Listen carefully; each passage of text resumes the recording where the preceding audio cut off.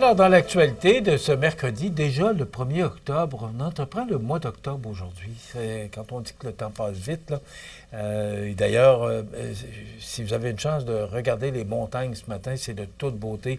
Les couleurs, le lever du soleil ce matin, c'était vraiment magnifique. Bon, au mois de septembre dernier, il y avait une journée réservée à la santé et sécurité au travail des employés de la fonderie Poitras. On vous a présenté un reportage de Gérald Beaulieu là-dessus dans le cadre du bulletin de nouvelles. Mais là, Gérald est allé plus loin parce qu'on fait beaucoup pour cette journée-là. On fait beaucoup pour les employés de fonderie Poitras. Je tiens à le mentionner, là. Parce que la santé et sécurité au travail, c'est quand même extrêmement important. Et c'est un point très important aussi pour la fonderie, parce qu'on sollicite. On veut que les gens aillent travailler à la fonderie. Bien, pour ce faire, c'est qu'on dit, bien, si vous venez travailler à la fonderie Poitras, soyez assurés qu'on prend la sécurité et la santé et sécurité de nos employés très à cœur. Alors, il y avait un kiosque, des kiosques, c'est un chapiteau qu'on a installé à côté de l'usine. Et à cet effet-là, bien, la Sûreté du Québec était là. C'est assez impressionnant comme journée et investissement que la fonderie Poitras fait pour ses employés et la santé et sécurité de ses employés. Alors, voici le reportage que Gérald a complété par après en visitant les kiosques qui étaient sur place. Pour une troisième édition, le mercredi 10 septembre 2025, la fonderie Poitras de Lillet a tenu la journée Santé et sécurité au travail, SST. 18 kiosques représentant différents secteurs liés à la sécurité et à la prévention étaient présents pour fournir des informations et des services aux 150 employés. Ceux-ci ont défilé par petits groupes du matin jusqu'en fin d'après-midi. Cette procédure a permis à chacun et chacune d'avoir amplement de temps pour échanger avec les ressources présentes. CEMA TV était sur place. Voici une présentation de quelques professionnels rencontrés. On fait partie du réseau de la santé publique en santé au travail. On fait de la prévention pour les maladies professionnelles, exemple silice, bruit, les coups de chaleur, dans le fond les risques psychosociaux. Et aujourd'hui, on est venu parler de ça aux travailleurs. On traite tous les risques, on répond à leurs questions dans le cadre de cette journée santé-sécurité.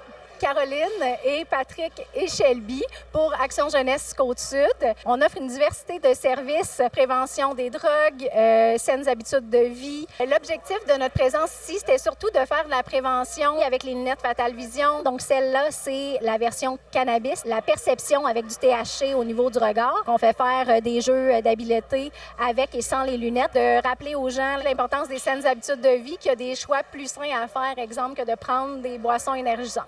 Je m'appelle Audrey, je suis infirmière, je suis accompagnée de 2 collègues infirmières. On est ici à la demande de la fonderie Poitras pour promouvoir les saines habitudes de vie. Nous faisons des courts bilans de santé, on regarde les signes vitaux, la pression, le taux de sucre. L'activité est populaire, on a du plaisir, les employés sont satisfaits, je crois.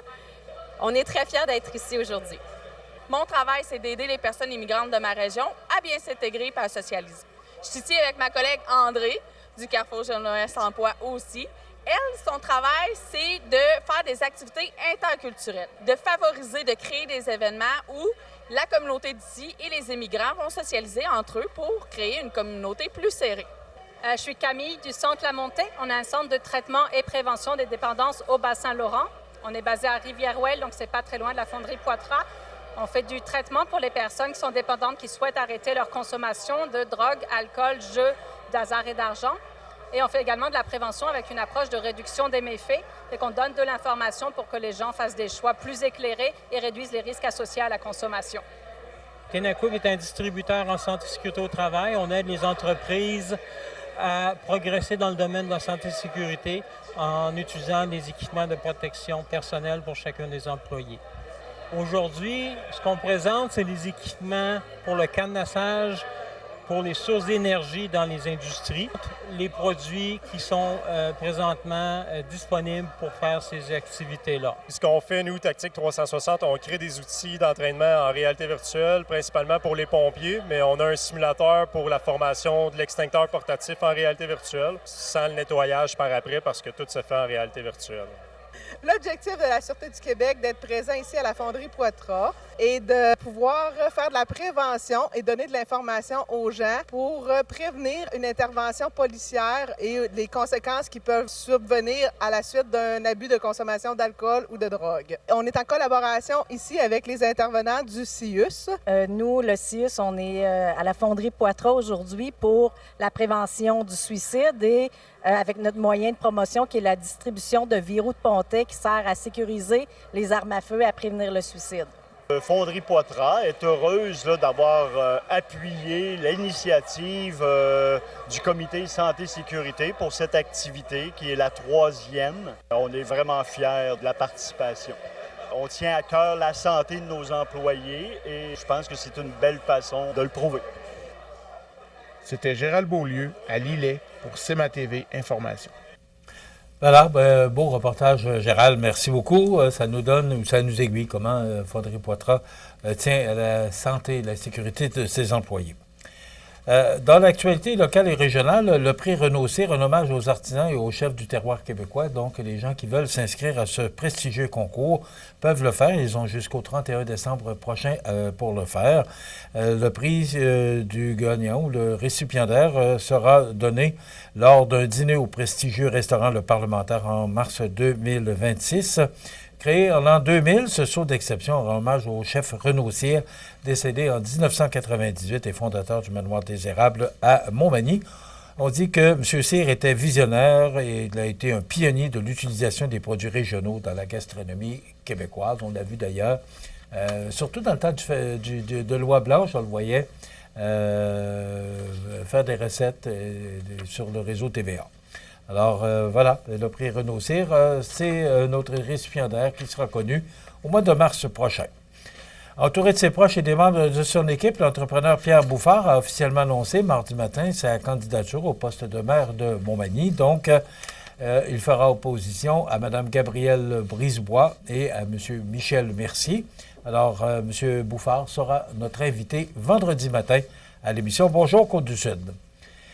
Alors que les élections municipales approchent à grands pas au Québec, l'Union des municipalités du Québec lance un appel urgent. Elle craint que la grève en cours à Poste Canada ne compromette le droit de vote de millions de citoyennes et citoyens. L'organisation demande au gouvernement fédéral et aux syndicats des travailleurs et travailleuses des postes de reconnaître la distribution des cartons d'avis électoraux comme un service postal essentiel. Je serais surpris qu'on s'entende. D'ailleurs, ils sont en grève depuis vendredi dernier, puis on n'entend pas parler de rien. Alors, je ne sais pas si ça négocie, mais je pense que le ministère a demandé, le tribunal, pardon, des droits des travailleurs, là, je ne sais pas exactement comment on l'appelle, mais vous comprenez ce que je veux dire, aurait demandé au ministère là, de faire une offre aux syndicats. J'ai vu passer ça. Mais je ne pense pas qu'avec ce que le ministre Lightbound a annoncé la semaine dernière, là, que ça va se régler dans les prochains jours, mais quand même, on peut rester surpris aussi si tout le monde se donne la main. Donc, voilà. Et aussi, l'automne qui sera marqué par un exercice de participation citoyenne en Chaudière-Appalaches. Donc, il y aura une séance d'information virtuelle qui se tiendra mardi le 7 octobre. On y présentera en détail les secteurs visés par rapport aux modifications prévues au plan d'aménagement forestier intégré opérationnel, mieux connu sous le nom de PAFIO, du ministère des Ressources naturelles et des Forêts. Vous n'avez qu'à aller sur le site pour avoir plus d'informations. Dans l'actualité provinciale, nationale et internationale, on nous dit qu'il y a encore un report de l'extradition de Dave Pic-Turmel vers le Canada. On sait qu'il est actuellement à Rome, donc il est incarcéré à Rome depuis 6 mois, alors que le dossier viendrait être reporté pour une deuxième fois.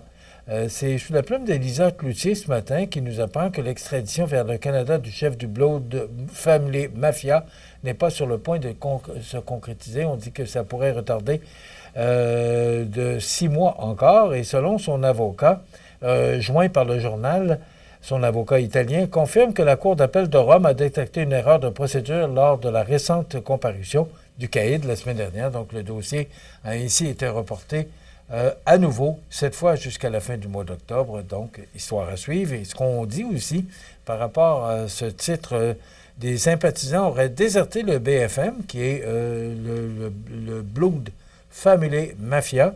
des membres désireux de se détacher du groupe dirigé par le jeune caïd Dave Turmel qui aurait formé une toute nouvelle organisation qui s'appellerait le North Savage Gang, a appris le bureau d'enquête du Journal de Québec. Ben, vous en avez entendu parler beaucoup hier. 13 suspects qui ont été arrêtés pour meurtre. Donc, la victime, Jennifer Morin, qui a été tuée par erreur. C'est incroyable d'entendre ça. Alors que c'est son fils, trafiquant de drogue, qui était visé. Donc, c'est dans le Journal de Québec de ce matin. Alors, c'est plus de 200 policiers qui ont été déployés au Québec et en Ontario pour mettre la main sur ces suspects liés au meurtre de Jennifer Morin. Alors, tous doivent comparaître. Si ce n'est déjà fait, doivent le faire sous peu. Bon, on en a entendu parler beaucoup du discours de M. Legault. On sait qu'en fin de semaine, c'était le Congrès national de la CAQ et M. Legault, hier, c'était l'ouverture de l'Assemblée nationale. Donc, c'était le retour de la session parlementaire, là. Mario Dumont, ce matin, dans le Journal de Québec, parle d'un mandat de 4 ans en une seule année. Alors, M. Legault, qui fait tout ce qu'il dit cette année, sera plus que mouvementé. Il a déjà commencé parce que certains journalistes sur la scène nationale mentionnaient la semaine dernière que M. Legault aurait fait une bonne semaine là, par rapport à ses engagements. Mais il mise, selon Rémi Nadeau, sur la recette CAQ de 2018. Donc, beaucoup de pain sur la planche pour M. Legault et ses ministres pour la prochaine année. On sait que les élections doivent avoir lieu au mois d'octobre prochain. Des passeports pris en otage par la grève. Ça, je suis resté un peu surpris. Parce que vous savez que ça fait des mois qu'on parle du conflit. D'ailleurs, il y a eu grève, il me semble que c'est au mois de juin, là, je ne suis pas certain, mais il me semble. Et là, les employés sont retournés au travail. Et là, avec ce que M. Lightbaum a déclaré la semaine dernière, qu'on voulait une transformation de Poste Canada, bien là, les employés ont décidé de retourner en grève vendredi dernier. Donc, ça fait longtemps qu'on sait que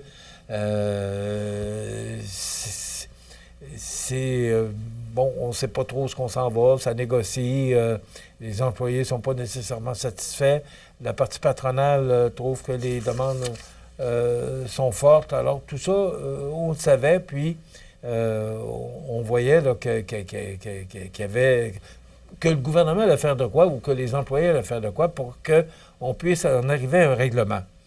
Mais là, il y a une dame ce matin qui parle de... elle a demandé son passeport le 4 septembre dernier en vue d'un voyage le 17 octobre. Je ne sais pas, moi, sachant tout ce que je sais, on a la date de fin de notre passeport. Il me semble que, puis je ne reproche pas ça à la dame, mais pas du tout, là, mais il me semble que la dame aurait peut-être pu prévenir un peu, puis se prendre plusieurs mois d'avance pour être certain. En plus, elle a un voyage de prévu le 17 octobre. Bien, je vais me prendre 6 mois d'avance ou 4 mois d'avance, peu importe, pour être certain que je vais avoir mon passeport pour le 17 octobre, considérant tout ce qu'on savait là, avec la négociation de la partie patronale et de la partie syndicale, qui n'allait pas sur des roulettes, là. Mais non. Alors là, son passeport est dans la poste. Alors, quand le conflit va se régler, personne ne le sait. Ça peut se régler rapidement si tout le monde s'assoit et tout le monde veut régler. Mais c'est sûr qu'avec la transformation qu'on souhaite à Poste Canada, j'ai l'impression que c'est un conflit qui risque peut-être de durer un bon bout de temps. On souhaite tous que ça se règle, mais je pense que ça doit se régler à la faveur des deux parties. C'est toujours ce qu'on souhaite. Mais là, la dame part en voyage le 17 octobre et son passeport est à quelque part entre le bureau le bureau un petit peu, là, c'est Service Canada, voilà, qui émet le passeport. Alors, c'est entre le bureau des Services Canada et entre la boîte à mal de cette dame-là. Donc, on fait quoi? Bien, moi, je dirais, madame, il y a une clinique de passeport qui va avoir lieu, là, que Bernard Généreux, notre député organise, là, à Montmagny, Rivière-du-Loup et Pointe-Négamouk, là, dans les prochains jours. bien, je vous dirais peut-être de recommencer l'exercice. Je ne sais pas si on peut le faire, comme elle a déjà fait la demande. Je ne sais pas si on peut refaire la demande et canceller l'autre. De toute façon, il y a des gens là, pour informer cette dame-là, parce que ce que je dis là, pour cette dame-là, bien, possiblement qu'il y en a bien d'autres qui sont pris avec ce problème-là ce matin, qui veulent partir, mais que malheureusement, là, leur passeport est pris à quelque part entre Service Canada et leur résidence. Alors, voilà, c'est pas drôle parce que là, ben, quand ton voyage est organisé et payé en plus, ben, tu souhaites partir, mais là, histoire à suivre. On apprend que la multinationale américaine Papier White Birch, qui carbure aux subventions depuis des années, c'est sous la plume de Louis Deschaines ce matin du Journal de Québec, demande au gouvernement des dizaines de millions de dollars, sinon sa papetière du Bas-Saint-Laurent pourrait fermer. Alors, c'est 195 travailleurs qui sont là pour cette entreprise-là. En arrêt de travail depuis la fin juillet pour une durée de plus de 3 mois, l'entreprise FF Soucy à Rivière-du-Loup serait en danger. Pendant plusieurs années, l'usine a été l'une des plus importantes au Canada dans la fabrication du papier journal, mais cette époque est révolue et la seule bouée de sauvetage est un changement de vocation. Alors, voilà, ben, c'est une entreprise là, dans le papier journal. On sait que tout ce qui concerne ce secteur d'activité, ben, c'est menacé actuellement. Alors, une autre entreprise qu'on pourrait aider, mais ça coûterait plusieurs millions pour faire la transformation de cette entreprise-là. C'est Louis Deschaines qui nous apprend ça ce matin dans le Journal de Québec. Bien voilà, demain, on vous présente la chronique Cultiver sa santé mentale avec Mélissa Boilard du Trait d'Union. Et on reçoit Christian Collin, qui est candidat à la mairie de Saint-Pierre-de-la-Rivière-du-Sud. Donc, il viendra lui aussi nous parler de ses motivations qui l'incitent à briguer la mairie de Saint-Pierre-de-la-Rivière-du-Sud. Voilà, bien, ça complète cette émission d'information du 1er octobre 2025. On se retrouve demain. Passez une bonne journée.